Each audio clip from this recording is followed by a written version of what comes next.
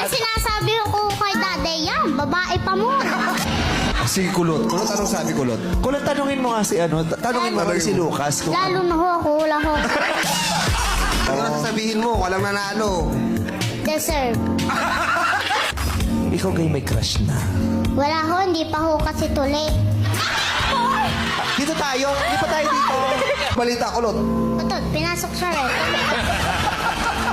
Smart bila ho, magkakapakpak ka dun eh. Bakit? Kasi araw-araw manok.